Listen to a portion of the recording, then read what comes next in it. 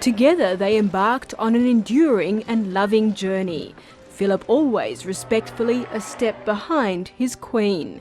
She first laid eyes on him as a 13-year-old girl, and it's said young Elizabeth knew he was the one. Of regal blood, Philip had a far from carefree upbringing.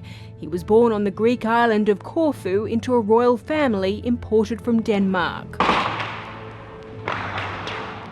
A military coup in 1922 forced his family into exile. He grew up in France and Germany before being taken in by the Mountbattens when he was 7 years old. In a 2011 interview, the Prince was very matter-of-fact about his early life. Well, I just lived my life. I mean, I haven't been trying to psychoanalyse myself all the time. His uncle, Lord Louis Mountbatten, was to become the father figure he never had, and he followed him into the Navy at 18. That year, the naval cadet met the young Princess Elizabeth while she visited with her parents. He saw active service during the Second World War. Then, when the dashing naval officer returned to London, he and Elizabeth were secretly engaged. This is the moment which the teeming millions have been awaiting for months. In 1947, they married in Westminster Abbey. I, Elizabeth Alexandra Mary. Take thee, Philip. Take thee, Philip. To my wedded husband. To my wedded husband. When King George VI died, the couple was in Kenya. On the way to Australia, Elizabeth became Queen.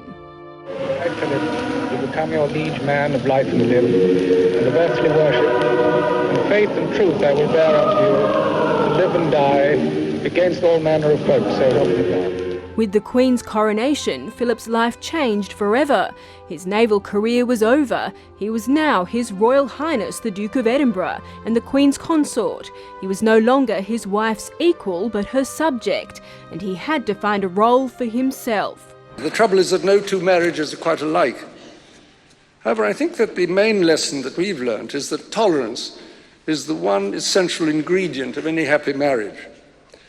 It may not be quite so important when things are going well, but it is absolutely vital when things get difficult. And you can take it from me that the Queen has the quality of tolerance and abundance. When he wasn't supporting his wife at official functions and on state visits, he ran the royal estates and the family. Like all families, we went through the full range of pleasures and tribulations of bringing up children. I'm naturally somewhat biased, but I think our children have done rather well under very different and difficult and demanding circumstances. He became a moderniser at the heart of the British monarchy. Prince Philip was first member of the royal family to give a TV interview, and in 1957, the first to present his own television show. 40 minutes to get round the world.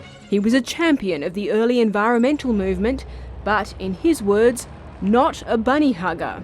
In 1956, he established the Duke of Edinburgh Awards.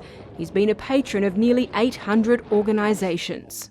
The media has practically no sense of humour about itself, so it's very difficult. While giving only a handful of interviews over the years, Prince Philip has been a gift to the media, with his often indiscreet comments. He caused something of furore when he asked a group of Aboriginal dancers if they still threw their spears at each other. Do you feel that the press has been unfair to you, has given you a bit of a hard time, misrepresented you? But I suppose, yes, occasionally, but I think that it has its own agenda, and that's it. You just have to live with it. In times of trouble for the royal family, Prince Philip provided support and advice. Take care of the boys, Mum. Yeah, that's what we've been doing. I know you did. Yeah, that's what you did. When Princess Diana died, her sons were uncertain about walking behind her coffin. Philip told William, "If you don't walk, I think you'll regret it later. If I walk, will you walk with me?"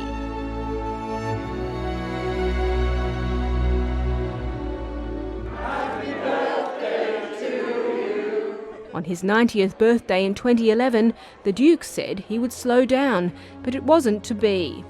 It was marked with the wedding of his grandson. historic visit to Ireland with the Queen and hosting the Obamas at Buckingham Palace. In 2012, during the Queen's Diamond Jubilee celebrations, he was by her side again, doing a jaunty jig on the Thames. Now in his 90s, the Prince had several spells in hospital, but he always recovered. In May of 2017, the palace announced Prince Philip would withdraw from public life. He held the rank of Captain General of the Marines and watched on as the soldiers marched past and honoured him with a salute.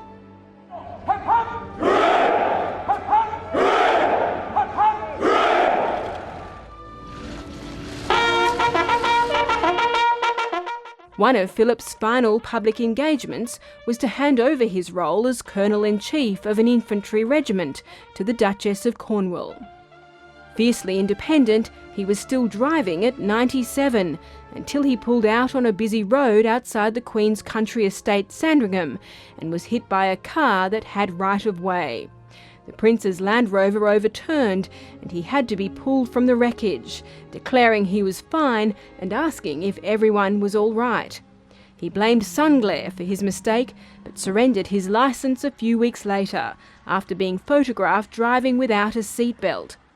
Despite all of the controversies, he said he'd always done his bit as half of one of the most celebrated and enduring partnerships of modern times. The Queen said, simply, she couldn't have done it without him. All too often, I fear Prince Philip has had to listen to me speaking. Frequently, we have discussed my intended speech beforehand, and as you will imagine, his views have been expressed in a forthright manner. He is someone who doesn't take easily to compliments, but he has quite simply been my strength and stay all these years,